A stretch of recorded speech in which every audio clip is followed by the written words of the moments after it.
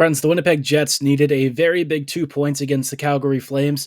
It was a tough game and one the Jets had to match Calgary's pace and tempo to, but somehow, against all odds, Connor Hellebuck and some amazing contributions from Josh Morrissey, Ville Heinola, and the DeMello twins, the Dillon twins, ended up sealing this one 3-2 in favor of the Jets. Stay tuned to hear more about how Winnipeg pulled off this amazing win. You're Locked On the Hockey Jets, your daily podcast on the Winnipeg Jets. Part of the Locked On Podcast Network, your team every day.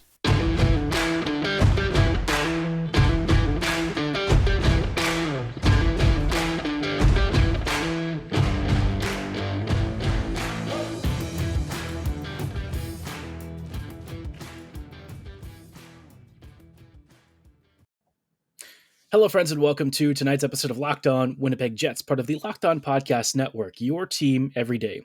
I'm your host, Harrison Lee, an avid Winnipeg Jets fan and an online blogger. You can follow me on Twitter at HLivingLoco and at LO_Winnipeg Jets. Thanks for making Locked On Jets your first listen of the day every day. If you like what you're hearing, be sure to like, follow, and subscribe on your favorite podcasting platform of choice, including Apple, Spotify, Google, Megaphone, Odyssey, and YouTube. Doing so is 100% free of charge and ensures you never miss another episode. But most of all, we just really love and appreciate your support. Now, on tonight's episode, obviously, like I said, we're going to be walking through Winnipeg versus Calgary, a very big game for a couple of reasons. The first is that we all hate the Flames. That has become a really serious rivalry over the past few years that we discussed in the previous episode. We have mentioned that there's a lot of bad blood between these clubs. Matthew Tkachuk may no longer be there, but of course, we all still remember the injuries and frustrations, not only in the regular season, but the playoffs as well, of facing this Flames team. They just rightly piss us off, and that is a testament to how Sutter has them playing. You look at that Flames team, and there's not as much talent as they used to have. The loss of Gaudreau and Tkachuk has definitely made a major impact, and while Huberdeau and Weegar are trying to contribute in big ways of their own accord, it's obvious that this team just isn't the same. And then Sean Monahan has also left and gone on to have a much better run of form with the Montreal Canadiens than he had with the Flames. So it's been a tough season. You know, they're kind of alternating wins and losses. Some nights they're potting 7 goals against weaker teams. Other nights they're struggling to score 1. You would kind of look at these teams and sort of realize that, you know, the Flames and Canucks form look a little bit similar, even though their routes to how they arrive at their particular struggles are vastly different. And yet, you know, the Jets, they actually played an all right enough game against Calgary. Now, I think the first problem for the Jets was that this Flames team was going to be very heavy and physical, right? We all know Sutter likes to have a really aggressive forecheck, and that did put the Jets under a lot of pressure. Winnipeg right now is still working on a skeleton crew. The good news is that Perfetti, Ehlers, and Schmidt are all in contact jerseys, regular practice jerseys. Supposedly the timeline is very soon, potentially as early as the end of this week, at least seeing one of them. It does sound like Nate Schmidt is probably the first to be back. Not entirely clear yet if that's going to happen on Thursday, but it seems like he is super imminent, so that's exciting. Ehlers also very close to returning, and Perfetti coming back. You know, you get 2 of your top 6 skaters, you get a really important defenseman, and suddenly the Jets are looking like they're doing pretty well. It's kind of amazing that you look at this team and realize that they're like 24-13-1 or something like that with the amount of injuries that they've had. This team, quite frankly, could have sunk to the bottom of the Central in any other season with any other coaching staff. You know, with how this team has had so many crucial contributors injured.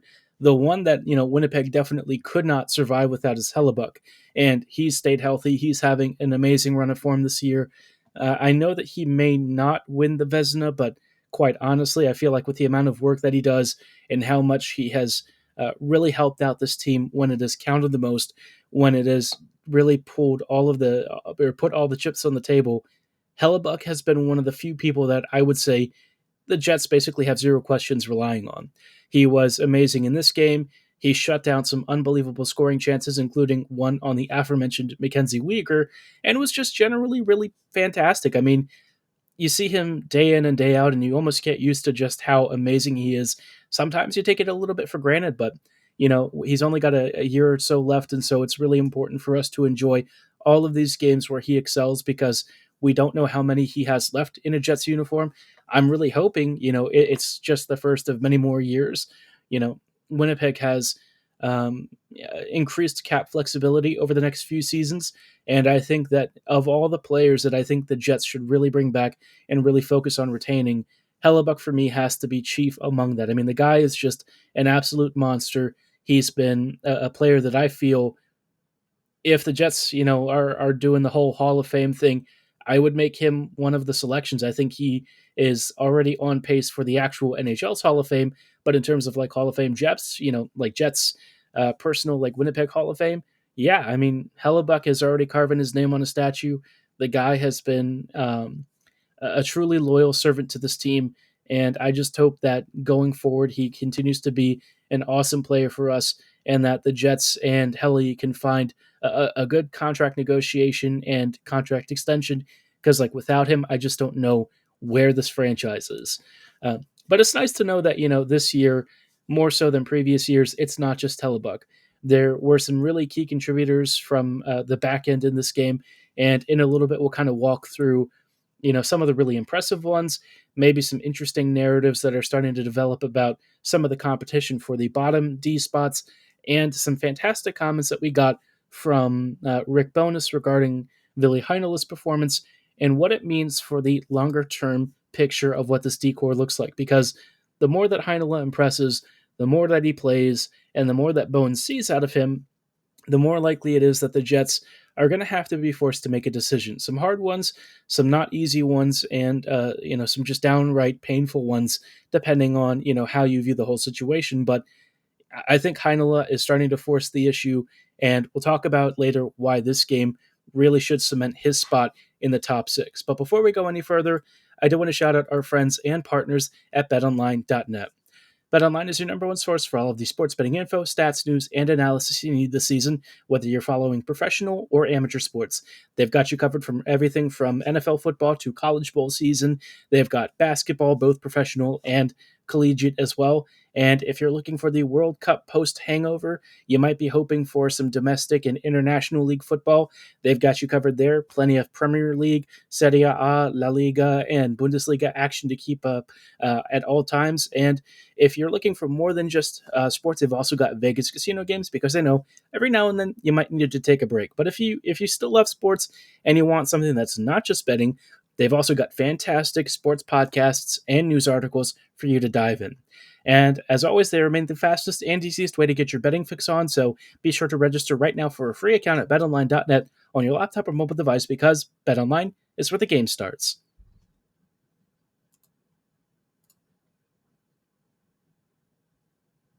Hello, friends, and welcome back to this episode of Locked On Jets. Thanks for making Locked On Jets your first listen of the day every day.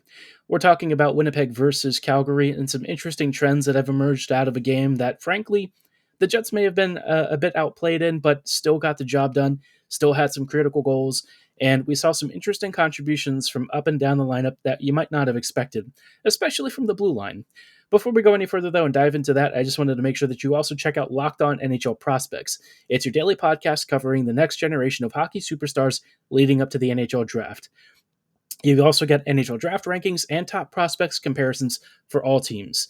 Be sure to follow Locked On Prospects on your favorite podcasting platforms and, of course, YouTube. It is free to subscribe, just like our show, available on all of the same platforms. So be sure to like, follow, and subscribe right now. Circling back to the Jets, obviously tonight was a very unusual one for Winnipeg. For the most part, Winnipeg really did not see a ton of points from their forwards.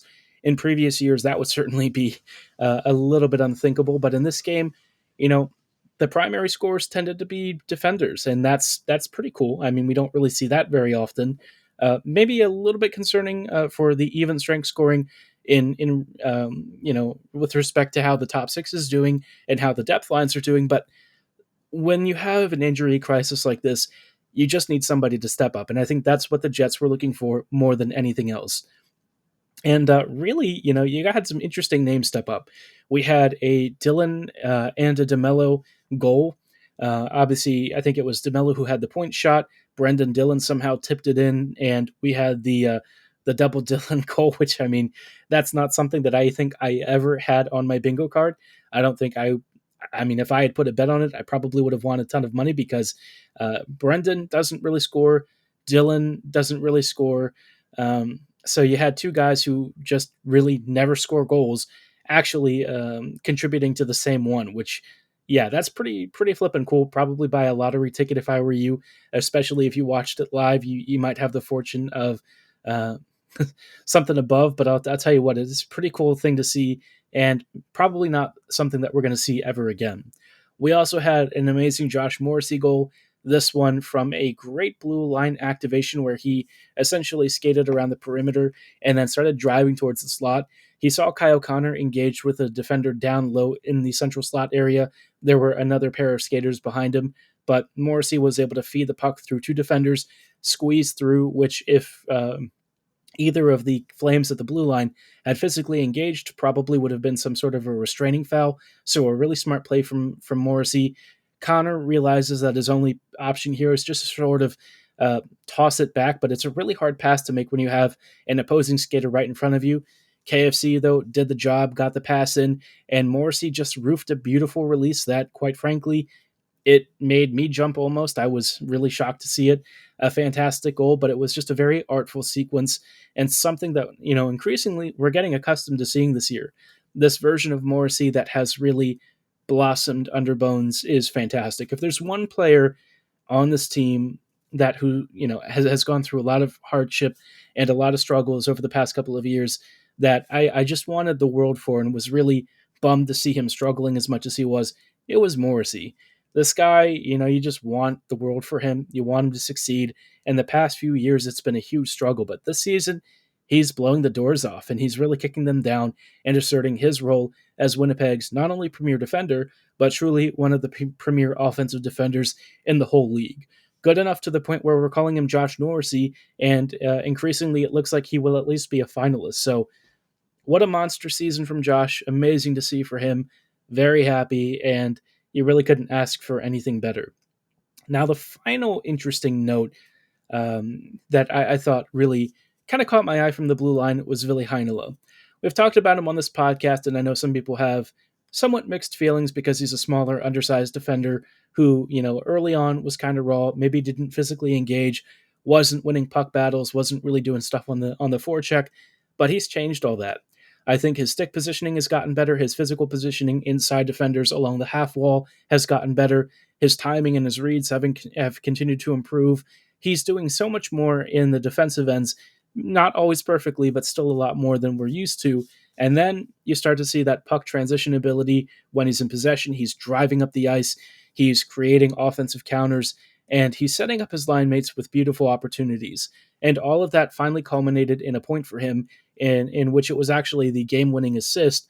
He had a great feed from Sandberg, who just sort of passed it along the blue line, and then Heinola just sort of gripped it and ripped it.